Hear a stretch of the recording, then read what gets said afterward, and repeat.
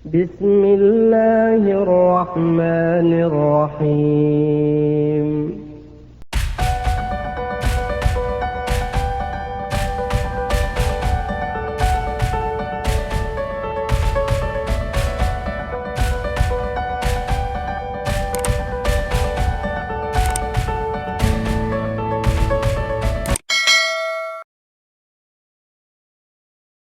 Tunggu.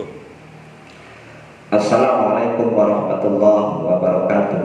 Alhamdulillahilladzi arsala rasulahu bil huda wa dinil haq liyudhhirahu 'ala dini kulli wa kafa billahi syahida.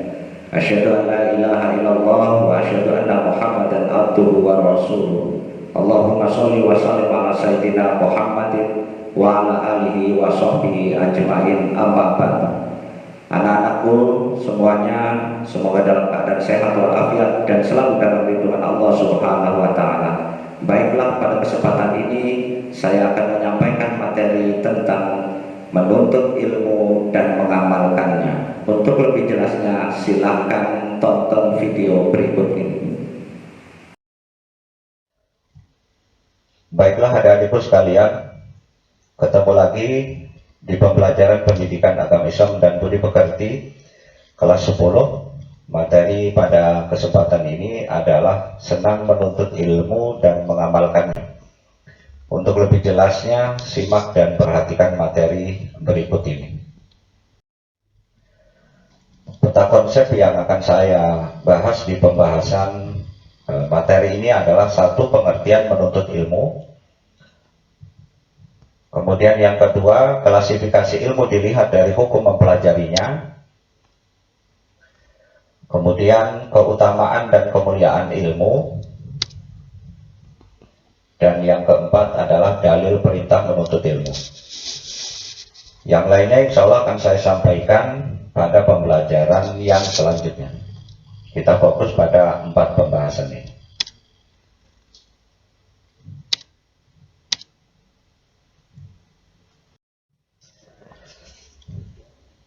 Dalam materi tadabbur, amati dan jelaskan maksud dari gambar berikut ini. Gambar 1, kemudian gambar 2, itu maksudnya apa, maknanya apa, silahkan kalian tuliskan dalam buku pelajaran kalian masing-masing. Itu adalah sebagai salah satu tugas portofolio pada pembelajaran kali ini.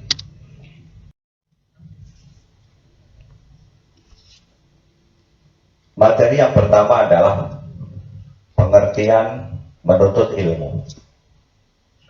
Menuntut ilmu adalah pengetahuan tentang suatu bidang yang disusun secara bersistem menurut metode tertentu yang dapat digunakan untuk menerangkan gejala tertentu di bidang pengetahuan atau kepandaian tentang soal duniawi, akhirat, lahir, batin, dan sebagainya. Kata ilmu itu sendiri berasal dari alima ya'lamu ilman, yang artinya adalah merupakan kata kerja yang memiliki arti mengetahui. Selanjutnya, menurut Quraish Shihab dalam bukunya Menyingkap Tabir Ilahi, beliau menjelaskan bahwa makna ilmu adalah suatu pengenalan yang sangat jelas terhadap suatu objek. Artinya adalah bahwa sesuatu yang digambarkan tersebut sangat jelas sehingga tidak menimbulkan keraguan. Kemudian sebagian ulama juga menjelaskan bahwa ilmu secara istilah adalah makrifat, pengetahuan, sebagai lawan dari al-jahl atau ketidaktahuan. Menurut ulama lainnya, ilmu itu lebih jelas dari apa yang diketahui tentang segala sesuatunya. Ilmu yang dimaksud adalah ilmu syar'i, yaitu ilmu yang diturunkan oleh Allah Subhanahu wa Ta'ala kepada Rasulnya yang berupa keterangan dan petunjuk. Ilmu syar'i dan non syar'i yang berbasis alam jagat raya dan fenomena sosial juga wajib dipelajari sehingga tidak terjadi dikotomi.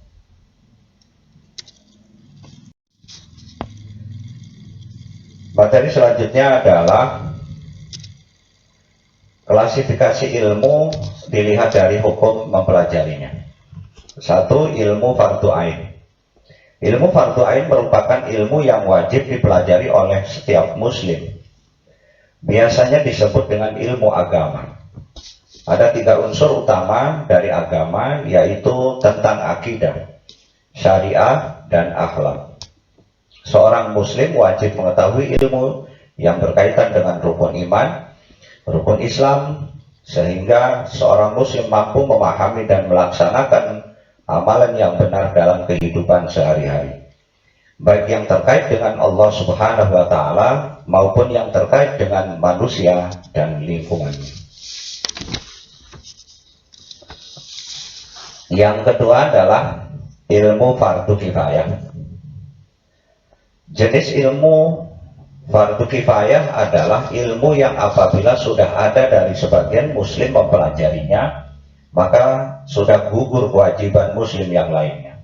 Di antaranya seperti ilmu yang dibutuhkan manusia untuk urusan dunia, yaitu ilmu yang merujuk kepada ilmu-ilmu sains yang diperoleh melalui pengalaman, pengamatan, dan penelitian, seperti kedokteran, fisika, kimia, biologi, astronomi, geografi, antropologi, sosiologi, matematika, pertanian, ekonomi, dan sebagainya. Dari sudut pandang manusia, 2 jenis ilmu tersebut, baik yang fardu ain maupun yang fardu kifayah, harus diperoleh melalui perbuatan secara sadar, karena tidak ada ilmu yang bermanfaat tanpa amal yang lahir dari ilmu tersebut.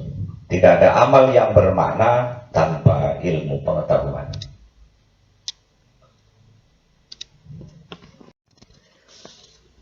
Anak-anakku sekalian, yang selanjutnya adalah keutamaan dan kemuliaan ilmu. Yang pertama, menjadikan manusia memiliki keunggulan dari makhluk lainnya. Sebagaimana dalam firman Allah Subhanahu wa Ta'ala, Quran surat Al-Baqarah ayat 31 sampai 32. Bismillahirrahmanirrahim. وَعَلَّمَ آدَمَ الْأَسْمَاءَ كُلَّهَا ثُمَّ عَرَضَهُمْ عَلَى الْمَلَائِكَةِ فَقَالَ أَنبِئُونِي بِأَسْمَاءِ هَؤُلَاءِ إِن كُنتُمْ صادقين. قالوا سبحانك لا علم لنا إلا ما علمتنا إنك أنت العليم الحكيم. Dan dia ajarkan kepada Adam nama-nama benda semuanya. Kemudian dia perlihatkan kepada para malaikat. Seraya berfirman, sebutkan kepada aku nama semua benda ini, jika kamu yang benar. Mereka menjawab, Maha suci Engkau, tidak ada yang kami ketahui selain apa yang telah Engkau ajarkan kepada kami. Sungguh Engkaulah yang Maha mengetahui dan Maha bijaksana. Quran surat Al-Baqarah ayat 31 sampai 32. Yang kedua, mengangkat derajat seorang manusia. Sebagaimana firman Allah Subhanahu wa Ta'ala dalam Quran surat Al-Mujadalah ayat 11. Bismillahirrahmanirrahim. Yarfa'illahu alladhina amanu minkum walladhina utul ilma darajat. Niscaya Allah akan mengangkat derajat orang-orang yang beriman di antaramu dan orang-orang yang diberi ilmu beberapa derajat.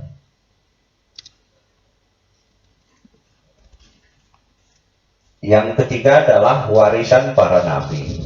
Sebagaimana hadis Rasulullah SAW yang diriwayatkan oleh At-Tirmidzi, yang artinya dari Abu Darda radhiyallahu an, Rasulullah Shallallahu alaihi wasallam bersabda, sesungguhnya ulama itu pewaris para nabi, dan sesungguhnya para nabi itu tidak pernah mewariskan dinar dan tidak pula dirham, tetapi mereka mewariskan ilmu, maka siapa mengambilnya sungguh telah mengambil bagian yang benar. Hadis riwayat At-Tirmidzi.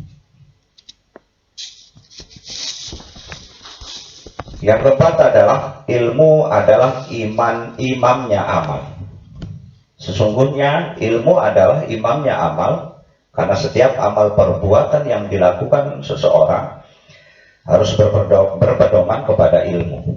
Hal itu berarti bahwa setiap orang melakukan aktivitas dalam keseharian apapun bentuknya harus mengetahui ilmunya terlebih dahulu, agar terhindar dari kesalahan dan nilai ibadahnya kepada Allah Subhanahu wa Ta'ala juga tidak akan tertolak.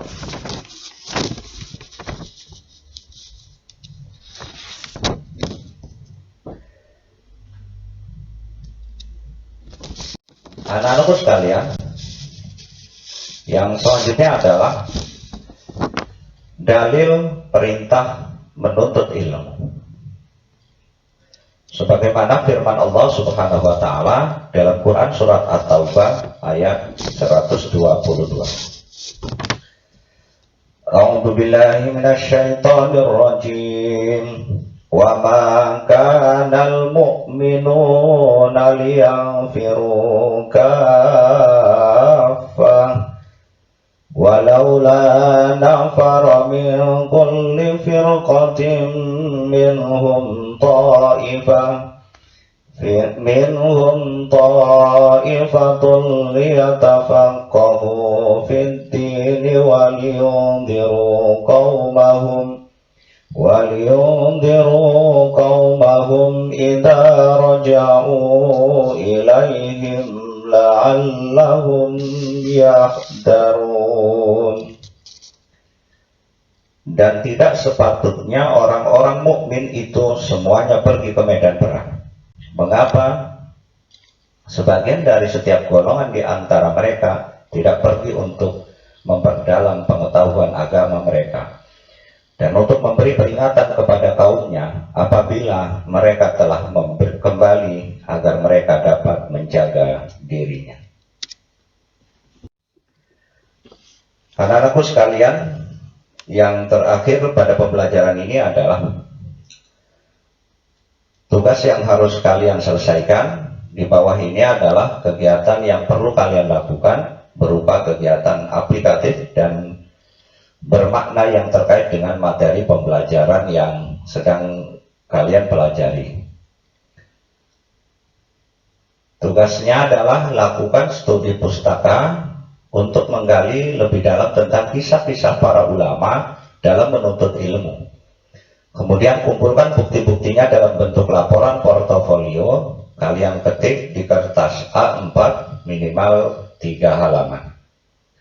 Selamat mengerjakan tugas. Demikian materi yang dapat saya sampaikan. Semoga bermanfaat. Dan jangan lupa, saya mohon kepada kalian semua selalu jaga kesehatan dan juga selalu mentaati peraturan protokol kesehatan karena pandemi COVID-19 masih merajalela di Indonesia. Insya Allah kita akan berjumpa lagi pada pembelajaran yang selanjutnya. Saya akhiri, assalamualaikum warahmatullahi wabarakatuh.